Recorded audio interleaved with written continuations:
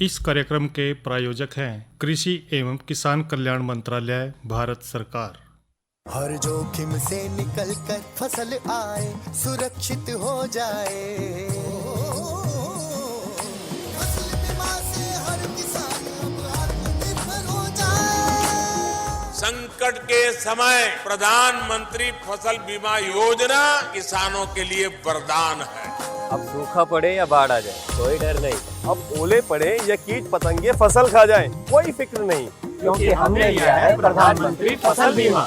बुआई से फसल कटाई तक हर जोखिम का दावा, न्यूनतम प्रीमियम पर अधिकतम भुगतान का वादा। योजना से हर साल जुड़ रहे हैं 5 करोड़ से ज्यादा किसान। अब आपकी है बारी। नजदीकी कृषि कार्यालय, सहकारी समिति, बैंक शाखा, अधिकृत बीमा कंपनी या जन सेवा केंद्र में स्वेच्छा से करा सकते हैं पंजीकरण। फसल बीमा पोर्टल या फसल बीमा ऐप द्वारा भी कराया जा सकता है पंजीकरण। प्रधानमंत्री फसल बीमा योजना, आपकी फसलों का संपूर्ण सुरक्षा कवच। कृषि एवं किसान कल्याण मंत्रालय, भारत सरकार। कार्यक्रम किसानवाणी सुनने वाले सब बहन भाइयों ने कृष्ण भाई की राम राम।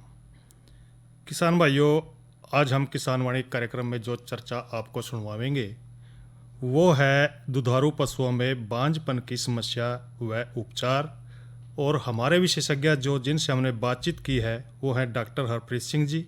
तो आइए सुनते हैं ये चर्चा दुधारू पशुओं में बांझपन की समस्या और उपचार के बारे में। आज हमारे साथ स्टूडियो में उपस्थित हैं डॉक्टर हरप्रीत सिंह, वैज्ञानिक पशु प्रजनन और मादा रोग विभाग, लाला लाजपत राय पशु चिकित्सा एवं पशु वैज्ञानिक महाविद्यालय, उच्चानी कला, करनाल में। आज हम उनसे बातचीत करेंगे कि दुधारू पशुओं में बांझपन की समस्या व उपचार के बारे में। डॉक्टर साहब, आपका हमारे स्टूडियो में स्वागत है। धन्यवाद कृष्णचंद जी। तो डॉक्टर साहब, सबसे पहले आप हमें ये बताएंगे कि जो पशुओं में बांझपन की समस्या आती है वो किस कारण आती है, और इसके बारे में पशुपालक हैं जो उनको क्या जानकारी जो उनके लिए ज़्यादातर उचित हो वो देना चाहेंगे, इसके बारे में बताएं।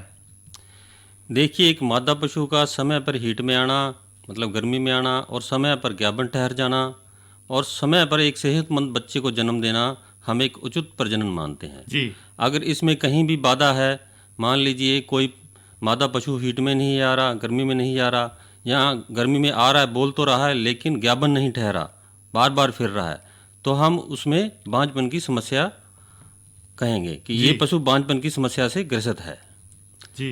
अब आगे बात इसमें यह आती है कि इस समस्या के बारे में एक पशुपालक भाई को जो डेयरी व्यवसाय से जुड़ा हुआ है जानना क्यों जरूरी है। देखिए, कोई भी डेयरी व्यवसाय है उसमें आमदन का जो मूल स्रोत है वो दूध है जी। दूध की पैदावार है जी। तो दूध की पैदावार अगर निरंतर चलेगी तो आमदनी निरंतर बनी रहेगी। और एक अच्छा दूध साल भर पैदा करने के लिए साल भर लगातार ब्यान चलना जरूरी है, ताकि हर पशु एक साल में एक बार ब्याह जाए। क्योंकि अगर ब्यान का जो प्रक्रिया है वो कम होगी तो दूध भी अपने आप कम हो जाएगा, तो इससे जो मुनाफा है वो कम हो जाएगा। क्योंकि हम मानते हैं कि डेयरी व्यवसाय में एक प्रजनन प्रक्रिया का उचित होना और दूसरा पशुओं का उचित स्वास्थ्य होना, ये 2 मेन पिलर हैं जिस पे डेयरी व्यवसाय का मुनाफा खड़ा होता है जी। तो डॉक्टर साहब, जैसे आप बता रहे हैं कि जो डेयरी व्यवसाय है, या मान लीजिए कि जो दूसरे किसान भाई हैं, पशुपालक भाई हैं, वो भी गायें या भैंस वगैरह अपने घर पे रखते हैं, तो वो दूध बेचने का व्यवसाय तो नहीं करते, लेकिन उनको भी थोड़ी जानकारी होनी चाहिए। क्या ये उचित है? हाँ बिल्कुल, हर पशुपालक को बहुत ज़रूरी है कि प्रजनन के बारे में जो मूलभूत चीज़ें हैं वो पता होनी चाहिए, क्योंकि इससे नुकसान बहुत होता है। मुख्य तौर पे जो बांझपन की समस्या है वो 2 परिस्थितियों के रूप में पेश आती है। एक तो ये है कि पशु बार बार जो है बोलता है, फिरता है, और दूसरा ये है कि पशु जो है बोलता ही नहीं है, हीट में नहीं आता है जी। तो उसको हम कहते हैं एनिस्टस। और जो पशु बार बार फिरता है, जिसको फिरने की समस्या कहते हैं, वो कहते हैं रिपीट ब्रीडर जी। कई बार देखते हैं डॉक्टर साहब कि पुराने टाइम में हम सोचते भी थे या देखते भी थे, कई बार जो पुराने बुजुर्ग थे अपने जो गाय भैंस रखते थे वो आगे की नहीं होती थी, यानी कि नए दूध नहीं होती थी। हाँ जी। उसको कई बार जैसे हल में जोत लेते थे। हाँ जी। या उसको कहते हैं ना भी नाथ फोड़ ले, तो नाथ फोड़ के उसको हल वगैरह में जोड़ते थे और उसको खेत में चलाते थे। उसके बाद वो बताते हैं कि भाई वो आगे की हो जाती थी। इसका मेन कारण क्या रहता होता था? उसका कुछ होता है कि हार्मोनल जो इम्बैलेंस होता है उससे कुछ उसमें सुधार हो जाता है, जी। तो उसका शायद एक ये कारण रहता है। हम्म। लेकिन अब पशुओं में हीट में गर्मी में नहीं आने के और अन्य कारण हैं। जी। जैसे छोटी जो जवान बछड़ियां हैं, कटड़ियां हैं, तो उनको जो पहली बार जब वो हीट में आएंगी तो हम उसको एज ऑफ पुबर्टी कहते हैं कि जब वो कटड़ी बछड़ी एक जवान होगी, तो वो अमेरिकन गायें जो दोगली गायें हैं वो आमतौर पे 1 साल से लेकर 1.5 साल में उनमें वो अवस्था आ जाती है। ऐसी भैंसों में वो 2.5 से 3 साल में अवस्था आ जाती है। जी। लेकिन ये जो है समय का जो है टाइम ये चलता रहता है, लेकिन उनका जो है शरीर का भार जो है वो बछड़ियों में 2 से 230 किलो तक होना चाहिए और कटड़ियों में 2.5 क्विंटल होना चाहिए। अच्छा। तो पशुपालक भाई क्या करते हैं, बचपन से संतुलित आहार नहीं देते छोटी कटड़ियों बछड़ियों को, क्योंकि आम गांव में ये धारणा है कि जब कोई कटड़ी बछड़ी बड़ी हो जाएगी, ज्ञापन ठहर जाएगी, जब ही हम उसकी सेवा जो कहते हैं ना सेवा करेंगे, भी जो उसको संतुलित आहार देंगे, हरा चारा पूरा देंगे, नहीं तो थोड़ा बचा कुचा ही दिया जाता है। इससे क्या है, उम्र तो अपने आप चलती रहती है, लेकिन उनकी जो शारीरिक भार है वो कम रह जाता है और वो लेट जो है ना वो आती हैं पहली बार हीट में। जी। अब हम जानते हैं कि एक पशु जो है 12-14 बार अपने जीवन काल में बहता है और जब ब्याएगा जब ही दूध देगा।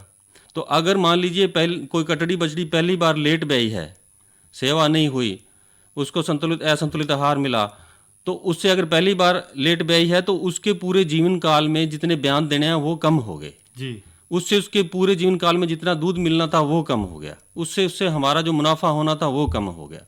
दूसरा जो उससे हमें नए पशु मिलने थे, जी, मान लीजिए नए बच्चे मिलने थे, वो भी कम हो गए।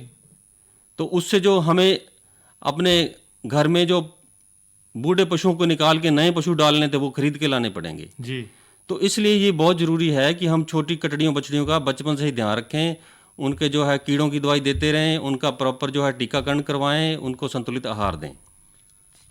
जो ये छोटे ये कटड़ी हैं या बछड़ियां हैं, उनको संतुलित आहार में क्या देना पड़ेगा, इसके बारे में थोड़ी जानकारी दें। देखिए, एक तो है कि जैसे तूड़ी है, हरा चारा है, और एक मिल मिक्सचर जो है जिसको हम कहते हैं अभी जो खनिज लवणों का मिश्रण है जी, वो अत्यंत जरूरी है।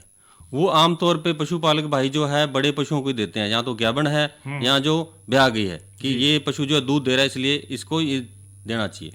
लेकिन वो जो खनिज लवण है वो बचपन से ही जरूरी है, ताकि उसकी प्रॉपर जो है शारीरिक जो है संरचना में काम आते हैं वो सब चीज़ें जी। तो उससे शारीरिक विकास जो है वो धीरे होता है कटड़ियों बछड़ियों का। तो वो जरूरी है कि मिल में जो खनिज मिश्रणों का जो है मिश्रण है वो बचपन से ही दें। तो ये डॉक्टर साहब एक जानकारी और दें, जो दुधारू पशु हैं उनमें जो बांझपन की समस्या है वो किस रूप में देखने को मिलती है? तो बांझपन जो है वो 2 तरह से देखने को मिलता है। देखिए, एक तो यह है कि जहाँ तो पशु हीट में नहीं आएगा, जी, बोलेगा नहीं, कहेगा जी हमारी तो बछड़ी या कटड़ी या भैंस गाय बोल नहीं रही। हाँ। दूसरा रूप ये होगा कि जो कटड़ी बछड़ी या भैंस गाय है वो बोल तो रही है लेकिन वो ज्ञापन नहीं ठहर रही, बार बार फिर रही है, जी, जिसको हम फिरने का रोग बोलते हैं। एक बात और देखने में आती है, जिस तरह के जो बार बार फिर रही है, इसके लिए कोई समाधान, या कई बार देखते हैं कि जो पशु है वो किस समय बोलता है, ताकि कई बार और किसान भाई भी हैं जो ध्यान नहीं दे पाते उसकी तरफ। हाँ, इसके लिए जो पशुओं के यौन चक्कर की जानकारी होना पशुपालन के लिए बहुत जरूरी है। जी, गाय और भैंसों में जो यौन चक्कर है वो 20 से 22 दिन का है, जी, जिसको हम साइकिल कहते हैं। मतलब आज मान लीजिए कोई गाय भैंस हीट में आई है, आपने ज्ञापन करवाई है चाहे नहीं करवाई, तो ये 20-22 दिन अगर ये ज्ञापन नहीं ठहरी तो 20-22 दिन बाद दोबारा हीट में आएगी। जी। तो अगर आज आपने ज्ञापन करवा ली है तो 20-22 दिन बाद आप ध्यान रखो कि दोबारा हीट में तो नहीं आई। जी। अगर आती है तो दोबारा करवाएं, अगर नहीं आती तो 50% चांस है कि वो पशु ज्ञापन ठहर गया हो। जी। क्योंकि हम मोटे तौर पे अगर हिसाब लगाएं तो एक दिन भी लेट होने का मतलब है 500 रुपये का नुकसान है हरे चारे का, मेहनत छोड़ के। तो अगर एक भी यौन चक्कर हम मिस कर देते हैं, बाहर गए थे, कहीं बाजार गए थे, कहीं भी शादी में गए थे मान लीजिए, तो उससे हमारा 10,000 का नुकसान है। अच्छा। एक यौन चक्कर हम छूटने का मतलब है कि हमारा 10,000 का सीधा सीधा नुकसान है। जी। तो इसलिए रिकॉर्ड कीपिंग जो है ना, कि आपने अपने पशुओं का, हर पशु का रिकॉर्ड रखना बहुत ज़रूरी है कि कौन सा गाय भैंस कब जो है बोली थी, कब उसके टीका रखवाया गया है, फिर इसको 2.5 महीने बाद 2 महीने बाद ग्याबन चेक करवाई गई है, उसका रिकॉर्ड, अगर वो ग्याबन नहीं ठहरी तो उसका इलाज करवाया गया है, क्योंकि रिकॉर्ड से ही ये सब चीज़ें पकड़ में आती हैं। यानी कि जो किसान भाई हैं, पशुपालक भाई हैं, उनको अपनी कोई डायरी वगैरह में वो सारी बातें लिखनी पड़ेंगी। हाँ जी, हर पशु का एक पन्ना लगा लीजिए अपनी डायरी में, उसका जैसे भी कोई नाम रखा है या टैग नंबर लगा है जी। तो उसमें उस चीज़ का नोट करते रहें, भाई कभी हीट में आई थी, कब ब्याई थी, कब हमने गैबन चेक कराई नहीं है। और दूसरी बात कि बहुत सारे पशुपालक भाइयों को अभी ये पता नहीं होता कि गर्मी में जब पशु आता है तो वो लक्षण क्या होते हैं जी। जैसे पुराने टाइम में जो है ना राम थे पशु। हाँ।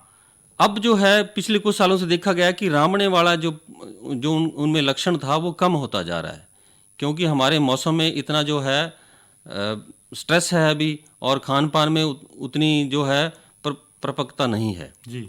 तो अगर एक मान लीजिए पशु तार दे रहा है, तार साफ है, या उसके योनि में लालीपन है जी। बार बार पेशाब कर रहा है, और भैंसों में डोका भी होता है जी।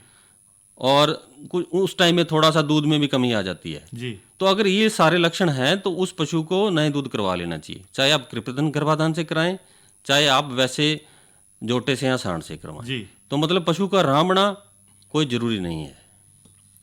यानी कि पशु को रामड़ा कोई जरूरी नहीं है डॉक्टर साहब, जब भी देखने को ये लक्षण मिले कि एक तो लार दे रही होगी वो, ये तार दे रही है, योनि से तार आ रही है उसके, हाँ। और तार साफ है, बिल्कुल शीशे की तरह पानी की तरह होनी चाहिए जी। अगर उस तार में मान लीजिए थोड़ी सी भी मैलापन है, ज्यादा सफेद है, या उसमें थोड़े से चेचड़े हैं सफेद रंग के, फुट्टी सी है, तो इसका मतलब बच्चेदानी में इन्फेक्शन है जी। फिर उसको बच्चेदानी के अंदर दवाई रखानी पड़ती है एंटीबायोटिक की 3-4 दिन, और वो उसका जो है चक्कर अपने को छोड़ देना पड़ता है, उसके बाद आगे नए दूध करवानी पड़ती है। यानी कि पशुपालक को अपने जो गाय भैंस है उसको डॉक्टर के पास दिखाना पड़ेगा या वो उसके अस्पताल में लेके जाना पड़ेगा फिर तो? हाँ, वो फिर अगर मान लीजिए तार साफ नहीं है तो फिर उसका किसी डॉक्टर से इलाज कराना पड़ेगा। जी।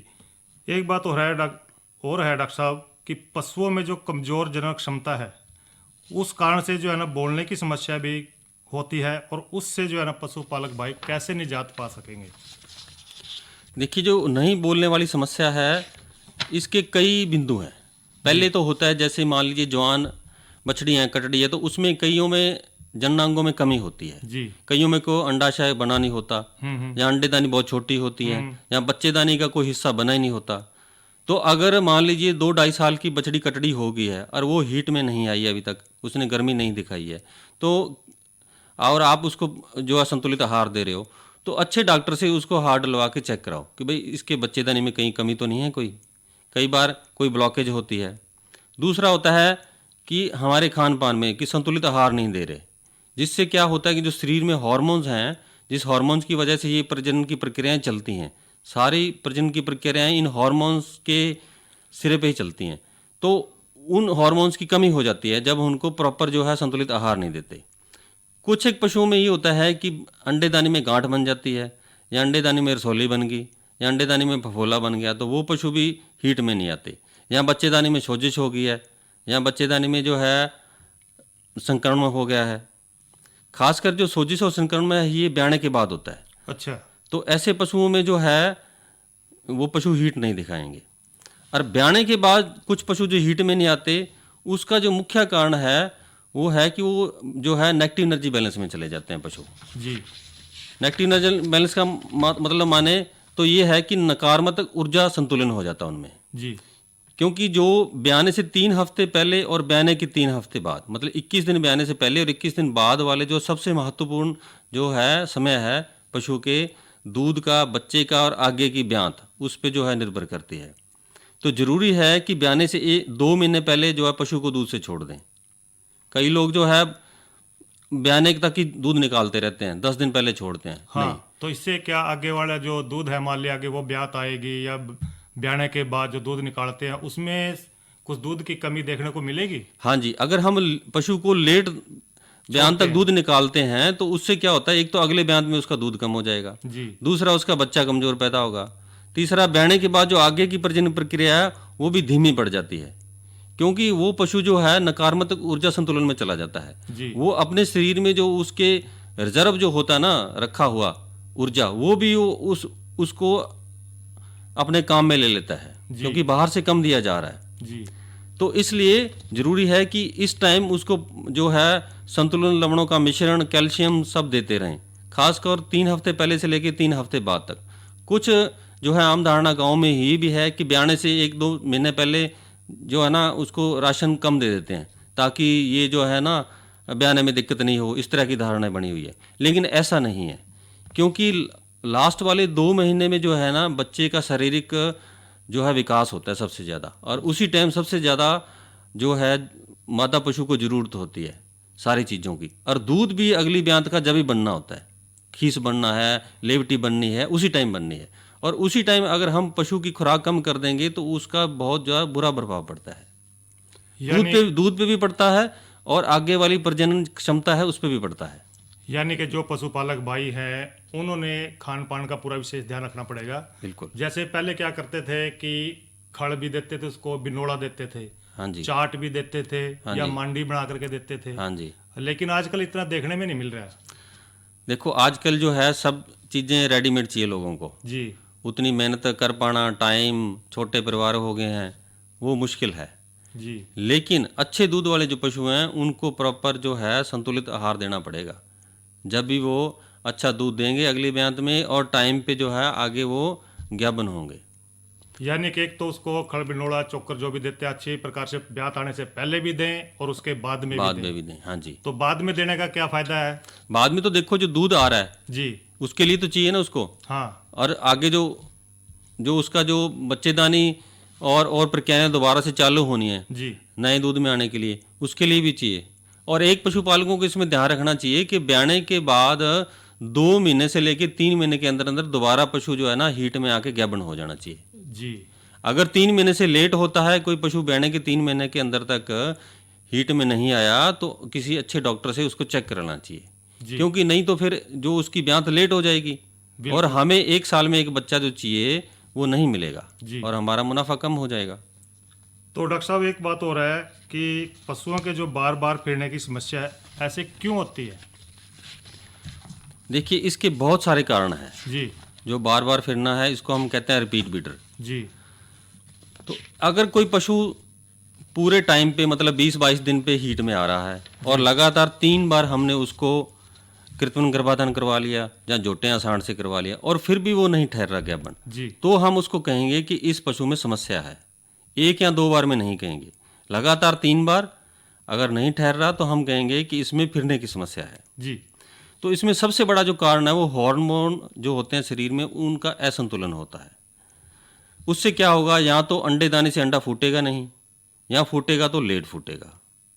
तो वो बात सिर्फ, और दूसरी इसमें आती है हमारे प्रबंध के कारण। उसमें क्या है कि या तो हम हीट देख नहीं पाते कब आई है, और हम टीका जो रखवा रहे हैं वो टाइम से या तो पहले रखवा रहे हैं या बाद में रखवा रहे हैं। तो उसके लिए ये ज़रूरी है कि पशुपालक भाइयों को कि एक मोटा सा जो है एक नियम बना लें कि जैसे पशु गाय भैंस हीट में आई है तो 12 घंटे बाद पहला टीका रखवाना है और अगले 12 घंटे बाद दोबारा। इसको हम AM PM या सुबह शाम का रूल बोलते हैं जी। कि मान लीजिए कोई पशु सुबह हीट में आया है तो उसी दिन शाम को आपने 1 टीका रखवाना है और अगले दिन सुबह फिर 1 टीका, यानी कि 2 टीके रखवाने पड़ेंगे। 2 टीके रखवा लो तो अच्छी बात है अगर इसकी हीट चल रही है तो। लेकिन पहला टीका 12 घंटे बाद, अगर शाम को कोई पशु हीट में आया है तो अगले दिन सुबह और अगले दिन शाम को 1 टीका रखवा लो। 2 टीके इकट्ठे कभी नहीं रखवाने, उसका कोई फायदा नहीं है। या लगातार कई बार जो है खासकर जो अमेरिकन गायें, दोगली गायें हैं, वो उनमें कईयों में लंबी हीट होती है, तो पशुपालक भाइयों को इतनी जानकारी नहीं होती, तो लगातार 3, 4, 5 दिन तक जो है ना टीका रखा जाता है, तो उसका कोई फायदा नहीं है। डॉक्टर साहब, पशुओं में फिरने की समस्या आ जाती है, लेकिन उससे हम कैसे बचा सकते हैं उस पशु को? देखिए इसमें सबसे ज़रूरी तो वही बात है कि रिकॉर्ड कीपिंग। जी। सबसे पहले कि आपको पता हो कि अब पशु की हीट शुरू आने वाली है, आप उन दिनों में सचेत हों कि अब हमारा ये गाय या भैंस हीट में आने वाली है, आपने तारीख नोट कर रखी है जी। तो जैसे हीट आएगी आप पकड़ लोगे। और भैंसें ज़्यादातर रात को हीट में आती हैं जी। तो वो सुबह जल्दी सुबह आपको पता चलता है कि ये रात को हीट में आई हुई है, रात से तार दे रही है। दूसरा है कि जो आप टीका रखवा रहे हो वो टीका जो है सही टाइम पे रखवाया जाए, जैसे हमने बताया कि सुबह शाम के कानून के हिसाब से रखवाया जाए। और टीका रखने की विधि जो है वो सही होनी चाहिए। और जो टीका रखा जा रहा है उसमें जो वीर्य है वो उसकी क्वालिटी उचित क्वालिटी का होना चाहिए और उसका रख रखाव भी जो है उचित होना चाहिए, क्योंकि उसको लिक्विड नाइट्रोजन में रखना पड़ता है। अगर किसी भी काम करने वाले के जो इंसेमिनेटर है उसके मान लीजिए सिलेंडर है उसमें अगर गैस कम है तो उसमें जो वो टीके रखे हुए हैं उसकी क्षमता कम हो जाती है, तो उससे भी जो प्रजनन पे बहुत बुरा प्रभाव पड़ता है। तो ये नर और मादा दोनों के कारण मिला के ही जो है रिपीट ब्रीडिंग जो बार बार फिरना है इसमें आते हैं। अकेला ये नहीं है कि मादा मादा का ही इसमें है रोल है, नर वाला भी है जी। तो टीका टाइम पे रखवाएं, टीके की क्वालिटी अच्छी होनी चाहिए और टीका सही ढंग से रखा जाना चाहिए, ये बहुत ज़रूरी है। और टाइम पे उसको है ना हीट आप दिखाएं और उसका तार एक ज़रूर चेक करें, तार साफ़ होना चाहिए पानी की तरह। अगर उसमें और समस्या है तो अच्छे डॉक्टर को दिखा के ये चेक करा जा सकता है कि क्या अंडा फूट रहा है या अंडा लेट तो नहीं फूट रहा, तो उसके लिए हमें कुछ हार्मोन देने पड़ते हैं। तो वो ज़्यादातर वो हार्मोन का टीका या तो पहले टीके के साथ दिया जाता है या फिर टीके से अगर 4-5 घंटे पहले दे दिया जाए पहले वाले ज्ञापन के टीके से तो और भी अच्छा है। यहाँ कईयों में जो होती है सिस्टिक ओवेरियन डिसीज बोलते हैं हम जी। कि अंडे दानी में सिस्ट बन जाते हैं, गांठ बन जाती है, तो उससे अंडे फूटते नहीं हैं। अगर वैसी समस्या है तो अंडे दानी का साइज़ बहुत बड़ा हो जाता है और उसमें हार्मोन के हमें प्रोटोकॉल देने पड़ते हैं, जिसमें हमें अलग अलग दिन पे, जैसे मान लीजिए एक टीका पहले दिन लगा, फिर 7वें दिन लगा, फिर 9वें दिन लगा, इस तरह से टीके लगाने पड़ते हैं। जैसी समस्या है वैसी देख के उसको, और संतुलित आहार देना जरूरी है। आखिरी में डॉक्टर साहब आपसे एक प्रश्न जानना चाहूँगा कि उचित प्रजनन के लिए क्या कोई मापदंड भी है? हाँ, कुछ एक जो है चीज़ें हैं जो हमें किसानों को पशुपालक भाइयों को पता होनी चाहिए भी। अगर ये चीज़ें ऐसे ऐसे चलेंगी ठीक तो हमारा जो है व्यवसाय डेयरी का या हम जो पशु रखे हैं वो ठीक, उनका प्रजनन है वो सब कुछ ठीक चल रहा है। जैसे मान लीजिए बछड़ी है, वो 1 या 1.5 साल में पहली बार हीट में आके गाभिन होना चाहिए। कटड़ी 2.5 से 3 साल में हो जानी चाहिए और ब्याणे के 90 से 60 दिन के अंदर अंदर, मतलब 2 से 3 महीने के अंदर अंदर पशु दोबारा गाभिन ठहर जाना चाहिए। 90 दिन में नहीं आता तो उसका इलाज कराना चाहिए और हर पशु 1 साल में 1 बच्चा जरूर दे दे और हमें 1 या 2 बार बीज रखवाने पे पशु गाभिन ठहर जाना चाहिए, ये बहुत ज़रूरी है। और कोई जानकारी डॉक्टर साहब आप पशुपालक भाइयों को देना चाहते हैं? हाँ, सबसे जो ज़रूरी जो हम देख रहे हैं किसान भाई जो है वो रिकॉर्ड नहीं रखते। उसके लिए क्या है, एक छोटी सी कॉपी लगा लें, घर में डायरी रख लें, जितने भी पशु हैं 2 हैं 4 हैं 10 हैं उनका एक रिकॉर्ड रखें, ताकि कब जो हीट में आई थी, कब ब्याई है, और उसको जो है जब भी कृत्रिम गर्भाधान कराए आपको 2-2.5 महीने पे चेक करवा लें। कई बार पशुपालक भाई 7-8 महीने तक इंतजार करते रहते हैं कि अपने आप पता चल जाएगा, उससे बहुत नुकसान होता है। एक दिन का कम से कम 500 रुपया नुकसान है जी। तो उचित टाइम पे आप जो है वो हीट में आए पशु, उस टाइम पे आप उसको गाभिन ठहराएं, उस टाइम में उसको आप उसका गाभिन का चेक करवा लें। तो डॉक्टर साहब, दुधारू पशुओं में बांझपन की समस्या के बारे में आपने जानकारी दी और उसके उपचार के बारे में बहुत अच्छी प्रकार से आपने बताया पशुपालक भाइयों को। इस जानकारी को देने के लिए आपका बहुत बहुत धन्यवाद। धन्यवाद जी आप सबका। ये तो बातचीत सुनी आपने दुधारू पशुओं में बांझपन की समस्या और उसके उपचार के बारे में, और अब करवाएंगे भाइयों का मनोरंजन। तो आओ सुनते हैं पहले ये रागनी। साल पड़ा जब याद हाजरी रयाई, मेरे फकर में मेरी बहू ने रोटी भी न खाई। वस्त्र बांध कर साल पड़ा जब याद हाजरी रयाई, मेरे फकर में मेरी बहू ने रोटी भी न खाई। साल पड़ा जब याद हाजरी रयाई, मेरे फकर में मेरी बहू ने रोटी भी न खाई।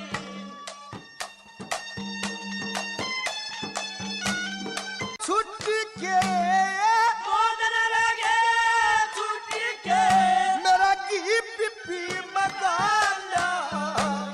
छोटा भाई ने ठाया बिस्तरा मेरे आगे आके चाला।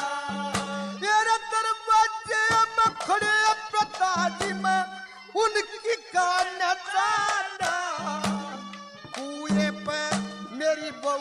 पेट की सांस सबर का गाल्या रे कुएं पे मेरी बहू गेली सांस सबर का गाल्या।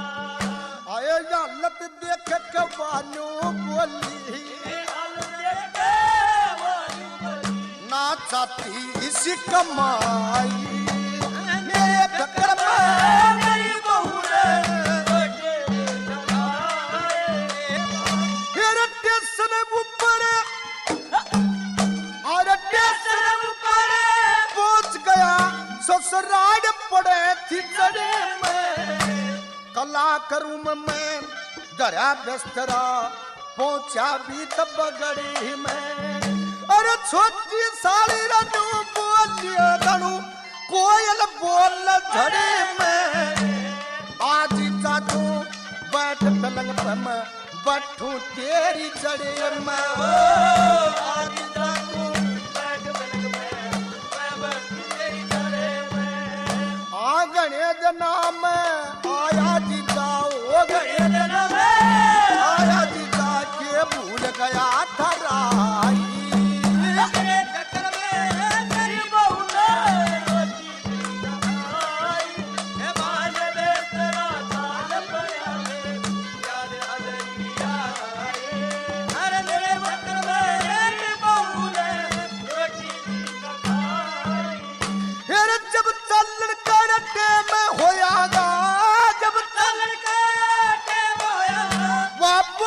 सालिया तो जिदा चाल पड़े मारी रोती छोटी बात वो जान पड़े जरूरी रहे हमने मारा कर डाल दान जब नहीं आता यकीन करते गैल पाट जाता। इस कार्यक्रम के प्रायोजक थे कृषि एवं किसान कल्याण मंत्रालय, भारत सरकार। अरे अरे अरे क्या कर रहा है? इधर इधर इधर हम बोल रहे हैं तेरे बीजू का। पुतला बोल रहा है? पक्षियों से तो हम खेत को बचा लेते हैं, पर इन घातक रसायनों से कैसे बचाएं? मतलब? देख बेटा, तू जो ये अंधाधुंध रसायन मिलाता है ना, मिट्टी की सेहत बिगड़ने लगी है। और जब माटी ही कमजोर पड़ जाएगी तो उपज कैसे सेहतमंद होगी? अरे पहले ऐसा नहीं था। पूछना अपने बड़े बुजुर्गों से, कैसे फसल लहलहाती थी, शुद्धता झलकती थी। हाँ, माटी भी तंदुरुस्त और लोग भी। अरे पहली वाली बात कहाँ? पर अब तो सब यही डाले हैं। सब नहीं, आज भी लाखों जागरूक किसान परंपरागत विधि से फसल उगा रहे हैं। खर्चा कम और उपज की कीमत भी बेहतर पा रहे हैं। सच है? रे बेटे, एक्सपीरियंस से बता रहे हैं, धूप में बाल सफेद नहीं किए हैं। हाँ। ठीक है भाई, मैं भी आज से जैविक खेती शुरू करूंगा। माटी से प्रेम की परंपरा है, परंपरागत खेती। इसी के साथ ही आज का किसान वाणी कार्यक्रम यहीं पर संपन्न होता है। कृष्ण भाई ना देव इजाजत। अच्छा भाइयों, राम राम।